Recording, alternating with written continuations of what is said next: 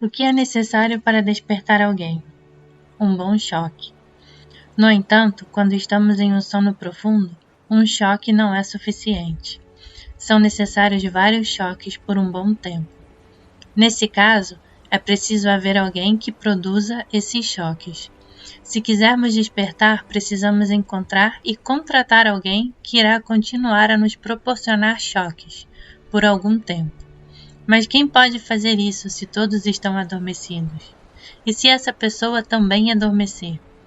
Há sempre a possibilidade de despertarmos sozinhos, por meios mecânicos, como um despertador. O problema é que nos acostumamos com um despertador e, em pouco tempo, deixamos de ouvi-lo. Por isso, precisamos de vários despertadores, alterados regularmente. Temos de nos rodear de despertadores que disparam constantemente e nos impedem de dormir. Mas então aparecem outros problemas. Os despertadores precisam ser ajustados. Para fazê-lo, temos de nos lembrar de que estão lá. E para nos lembrarmos, precisamos despertar com frequência.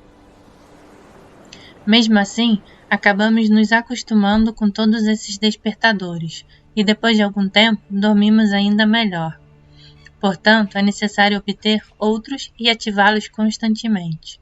Com o tempo, isso pode nos ajudar a despertar, mas será muito difícil a uma única pessoa dar-se sozinho o trabalho de inventar, trocar e ajustar os relógios, sem ajuda externa. É provável que, se começarmos a fazer isso, adormeçamos e em nossos sonhos iremos continuar a trazer novos despertadores, trocando-os pelo antigo e ajustando seus horários. Tudo enquanto dormimos como bebês. Uma pessoa só não consegue fazer nada. Portanto, a fim de despertar alguém, precisamos dos esforços combinados de diversas pessoas trabalhando juntas, como uma equipe. Se decidirem combater o sono juntas, umas conseguirão despertar as outras. Mesmo que apenas uma delas desperte, pode já ser o suficiente, pois essa pessoa, por sua vez, pode despertar as demais. Elas também podem trabalhar com os despertadores. Uma pessoa inventa um despertador, outra inventa um segundo tipo, e depois elas trocam. Trabalhando juntas, podem ser de grande ajuda mútua. Sem essa assistência recíproca, ninguém consegue nada. Logo, se quisermos despertar, a primeira coisa a fazer é procurarmos outros que queiram despertar e trabalharmos com eles. Isso, porém, é mais fácil de dizer do que fazer. Organizar o trabalho coletivo de autoconhecimento exige conhecimentos que as pessoas comuns não possuem. A fim de produzir os resultados desejados, será preciso um líder e uma organização cuidadosa. Sem organização e liderança, nossos esforços serão inúteis. Podemos nos atormentar o quanto quisermos, mas isso não irá nos despertar. Para muitos, essa é a coisa mais difícil de se entender. Sozinhos e por iniciativa própria, talvez sejamos capazes de grandes esforços e sacrifícios, mas sem as condições certas, tudo isso será em vão. O trabalho em conjunto costuma começar por um pequeno grupo, em geral ligado a uma rede de grupos similares em níveis diferentes, que, considerados como um todo, formam o que se pode chamar de escola preparatória. As escolas do caminho religioso exigem obediência acima de tudo, isto é, uma submissão inquestionável do seguidor, independentemente da compreensão. As escolas do quarto caminho, por sua vez, exigem a compreensão acima de qualquer outra coisa. Isso se deve ao fato de os resultados dos esforços encetados nesse caminho serem sempre proporcionais à compreensão. Entretanto, para despertar, precisamos aceitar de bom grado as condições necessárias. Esse tipo de aceitação é a primeira coisa a ser compreendida, inclusive a compreensão do motivo pelo qual a aceitação é necessária. Essa virtude não é tão simples, pois a pessoa que se inicia no autoestudo já está acostumada a confiar em suas próprias decisões, em sua postura voluntariosa de pesquisa. Presumimos que a necessidade de mudança é prova de que nossas decisões e abordagem estão corretas, o que fortalece nossa confiança nelas. Mas o trabalho com nós mesmos só pode ter início quando começamos a questionar nosso modo de pesquisar. Questionar nossas decisões e aceitar as condições da escola representam dificuldades insuperáveis, a menos que compreendamos que, na verdade, não estamos nos sacrificando nem perdendo nada. Embora, até esse ponto, nunca tenhamos tomado decisões de fato, não temos consciência disso. Pensamos ter liberdade de escolha e temos dificuldade para abrir mão da ilusão de que possuímos o controle de nossa vida. Mas o trabalho com nós mesmos não poderá ter início enquanto não começarmos a nos libertar dessa ilusão. Precisamos perceber que não existimos e que, portanto, nada temos a perder. Precisamos aceitar nossa insignificância, no sentido amplo da palavra. Apenas a consciência de nossa insignificância pode vencer o medo de aceitar as condições de uma escola do quarto caminho. Precisamos admitir que as escolas são imperativas em função da complexidade da organização humana. Ninguém consegue vigiar-se por completo, em todas as suas diferentes facetas. Apenas as condições escolares podem fazê-lo, com metodologia e disciplina. Somos preguiçosos demais para isso. Fazemos muita coisa sem a intensidade adequada, ou então nada fazemos, pensando que estamos fazendo alguma coisa. Ou nos esforçamos demais em algo que não requer tanto esforço e deixamos passar os momentos que exigiriam intensidade. Ao mesmo tempo, não nos cobramos muito porque temos medo de fazer qualquer coisa que não desejamos fazer. Ninguém consegue se esforçar o suficiente por conta própria, como mostra a experiência. Assim que estabelecemos uma meta para nós mesmos, começamos imediatamente a ser indulgentes e tentamos cumpri-la de maneira mais fácil. Isso não é trabalhar consigo mesmo. Para isso, o único esforço que conta é o superesforço, isto é, um esforço que vai além do habitual e necessário. Esforços normais não bastam.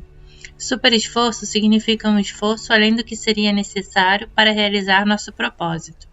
Digamos, por exemplo, que andei o dia inteiro e estou exausto. O tempo está péssimo, chove e está frio. Chego em casa à noite, após caminhar 40 quilômetros, digamos. Em casa, o jantar me espera na mesa. Está quentinho e reconfortante. Porém, em vez de me sentar para comer, decido voltar à chuva e caminhar mais 3 quilômetros pela rua, antes de voltar para casa. Isso seria um super esforço. Voltar para casa na primeira vez era apenas um esforço comum, o qual não conta. Eu estava a caminho do meu lar, com frio, com fome e ensopado, e isso me fez andar. No segundo caso, andei porque decidi fazê-lo. Outra forma de super esforço é fazer um trabalho mais depressa do que é necessário. Por exemplo, limpar a casa ou cortar lenha. Em geral, o trabalho leva 1 hora, mas eu faço em meia hora. Esse seria um super esforço. Na prática, porém, nunca conseguimos realizar super esforços consecutivos ou por muito tempo. A única maneira de fazê-lo é obedecer à vontade de outra pessoa, alguém que tem um método específico em mente e que não irá sentir pena de nós. Se fôssemos capazes de trabalhar com nós mesmos, tudo seria simples e não teríamos necessidade de uma escola. Mas não somos, por motivos profundamente embrenhados em nossa natureza. Vamos deixar de lado nossa autoilusão, as mentiras que nos contamos, e assim por diante, e levar em conta apenas a divisão dos centros. Isso, por si só, torna impossível o trabalho independente com nós mesmos. Temos de compreender que os centros do pensamento, do sentimento e do movimento estão interligados, e que, em uma pessoa normal, suas atividades estão sempre coordenadas. Isso significa que determinada atividade do centro do pensamento está sempre coordenada com atividades específicas dos centros do sentimento e do movimento.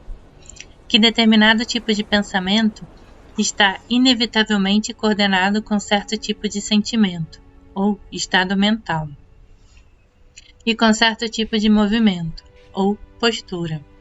E um evoca o outro, isto é, determinado tipo de sentimento ou estado mental evoca certos movimentos ou posturas, e determinados pensamentos e determinados tipos de movimento ou de postura evocam certas emoções ou estados mentais, e assim por diante.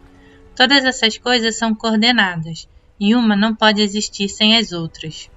Digamos, por exemplo, que decidimos pensar de uma nova maneira, mas sem mudar o que sentimos. Se todavia não gostamos de certa pessoa, esse sentimento nos traz de volta velhos pensamentos, os quais, por sua vez, nos fazem esquecer de nossa decisão de pensar de nova maneira. Ou então, suponhamos estar acostumados a fumar um cigarro enquanto pensamos. Esse é um hábito que envolve movimento. Embora decidamos pensar de uma nova maneira, acendemos um cigarro e voltamos a pensar da velha maneira, sem perceber. O movimento habitual levou nossos pensamentos de volta ao ponto de partida. Temos de compreender, porém, que nunca conseguiremos romper sozinhos essa coordenação. A única maneira de fazê-lo é ter outra pessoa presente, a qual irá exercer sua vontade e chamar nossa atenção caso nos esqueçamos da nossa meta. Tudo o que podemos fazer nesse estágio de nosso trabalho é obedecer. Não podemos fazer nada sozinhos. Mais do que qualquer outra coisa, precisamos de supervisão e de observação constantes, mas não podemos nos observar constantemente. Também precisamos obedecer a regras definidas, o que exige tanto um esforço de memória quanto o enfrentamento de nossos hábitos. Ninguém consegue fazer tudo isso sozinho. A vida cotidiana é confortável demais para esse tipo de trabalho. Porém, em uma escola, nos vemos não só em condições desconfortáveis e pouco familiares, como rodeados por outras pessoas. Isso cria tensão entre nós e os que nos ajudam no trabalho com nós mesmos, o que é indispensável para desbastarmos nossas arestas. A disciplina formal de uma escola é a única maneira de trabalhar de modo eficiente no centro do movimento. Isso é importante, pois seu funcionamento incorreto ou seu funcionamento independente ou automático priva os outros centros do apoio necessário para se trabalhar de uma nova maneira. Eles seguem de modo involuntário o centro do movimento, e por isso, esse tipo de trabalho só costuma ser possível se iniciado pelo centro do movimento, ou seja, o corpo. Um corpo preguiçoso, automático e repleto de hábitos estúpidos nos impede de qualquer trabalho real.